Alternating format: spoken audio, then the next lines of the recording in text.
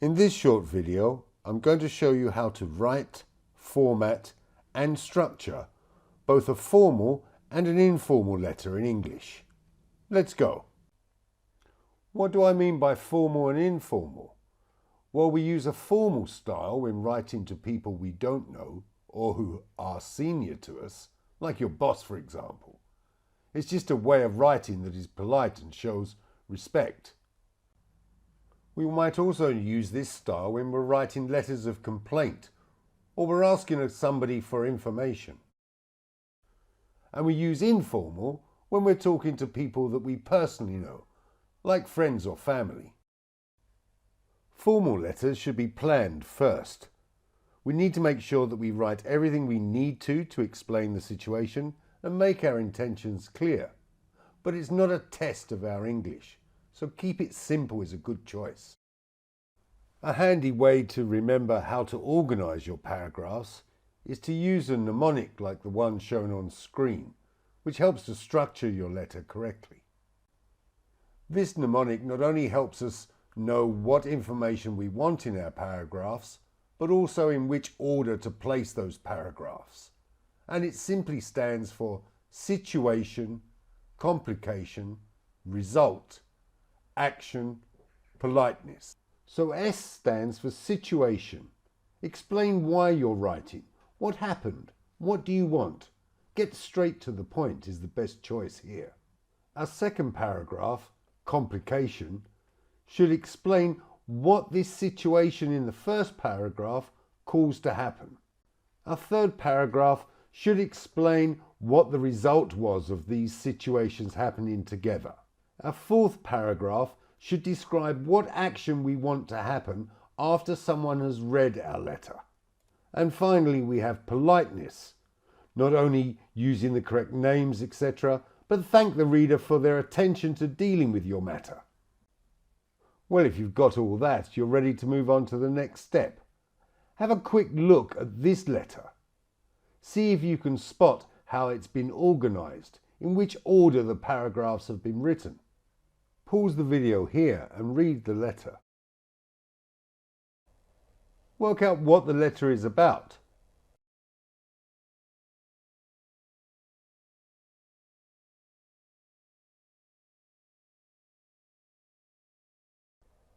How did you get on? Why is she writing to her bank manager? You'll see that there are a few pleasantries in this letter. There's no writing about other topics like the weather or how things are going in day-to-day life. Its style is very direct. Remember, business people are busy, or they should be.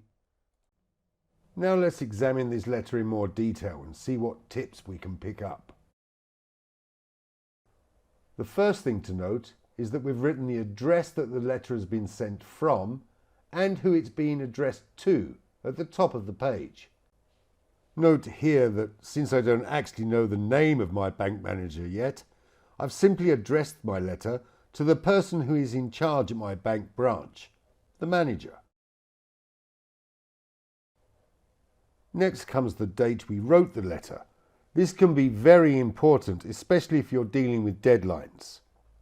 Here you should also note that some countries write the date as day, month, year, while others use month, day, year. Whichever way you write it, just be sure that it can be easily understood. Company letters may also include a letter reference. This is normally just to help with their filing. If you are replying to an account query or something that is referenced to the company, be sure to include that reference number and quote it in your reply so that your response can be filed correctly. Now we have the body of our letter, the meat, the real reason we're writing, which is where we used our mnemonic to structure our letter. Finally, at the bottom of the letter, leave space for a handwritten signature, but print your name underneath, just so there's no mistake about who is writing this letter. Greetings and salutations. How should I start my letter, and how do I address you? Well, we've got many choices here. If I know this person well, then I can start with dear and their name, and end with yours sincerely.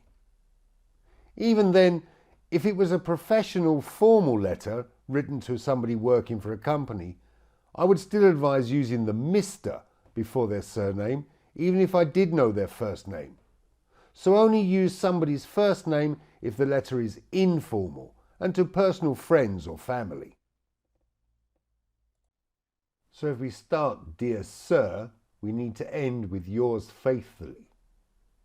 If we start with somebody's name, which means we know them, then you can finish your letter yours sincerely. Here I've given you some of the common greetings that we use, the titles when we're writing a letter.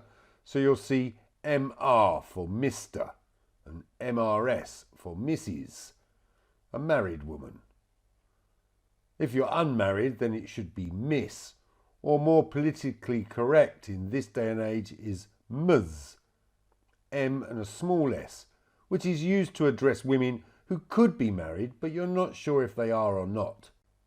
And here I've given you some abbreviations for titles, the most common one of which is probably DR for doctor, although you could come across Prof for professor.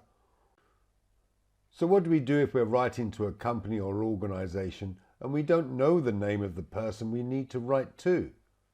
Well, in this case we can simply say Sir or Madam, since we don't know either whether it's a man or a woman. So our letter starts, Dear Sir or Madam, comma, and then we go into the body of our letter. Now, if you're writing to a company or organisation, you can simply pluralise the Sir to Sirs. Just a few more words about the correct way to address people when writing. In English, we write our full name as given name first, middle name if you have one, not everybody does, followed by the family name. In a formal situation, we use the title, Mr., Mrs. or Miss, followed by the family name.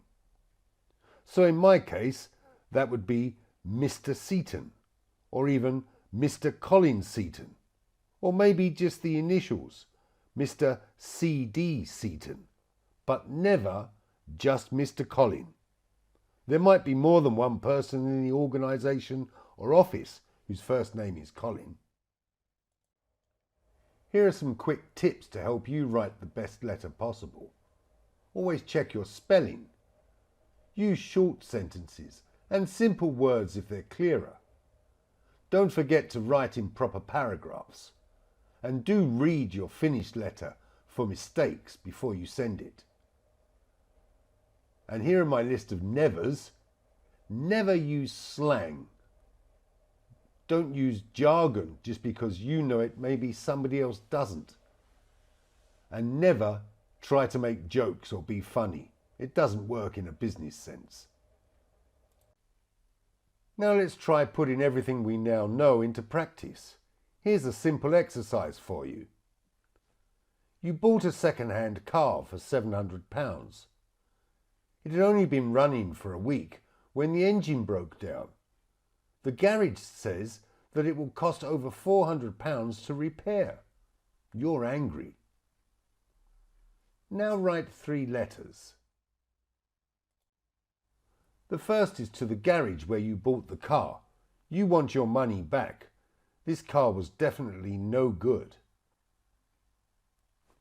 The second is to your solicitor.